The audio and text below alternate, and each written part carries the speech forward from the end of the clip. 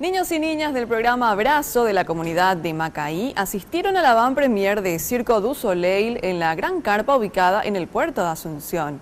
Los pequeños estuvieron muy contentos y emocionados por asistir a un evento único en el mundo.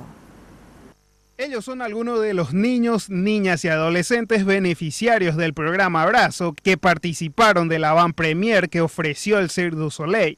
Con los rostros iluminados por la alegría, contaron cómo se sentían al haber sido seleccionados para las 20 plazas concedidas al Centro Comunitario Macaí de Luque.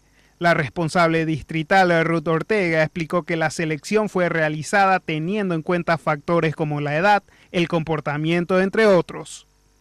Fue una tarea muy difícil, ya con el equipo técnico ya de apoyo familiares y educadores que tenemos en el centro. Nos basamos en lo que vienen a ser los niños que realmente asisten todos los días, en una edad etaria a partir de 11 años, ¿verdad? Para que sea también un grupo de chicos que puedan aprovechar lo que es este show, ¿verdad? Porque es algo muy bonito, ¿verdad?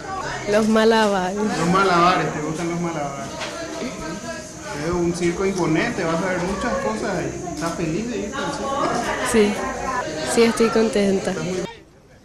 Y de esta manera los chicos de Abrazo Macaí Luque se preparan para disfrutar uno de los shows más imponentes de todo el mundo, el Cirque du Soleil. Es una emoción indescriptible, al fin es un sueño hecho realidad prácticamente. Ahora ya tenemos los pases y estamos prácticamente a una hora de ver el evento. Felices entonces. Demasiado, de mi parte, muy feliz por darnos la oportunidad de traer a estos niños y es una oportunidad única, ¿verdad? El mismo equipo organizador del Cirque du Soleil se puso en comunicación con el Circo Social Paraguay para ceder las plazas sociales destinadas a niños, niñas y adolescentes de escasos recursos.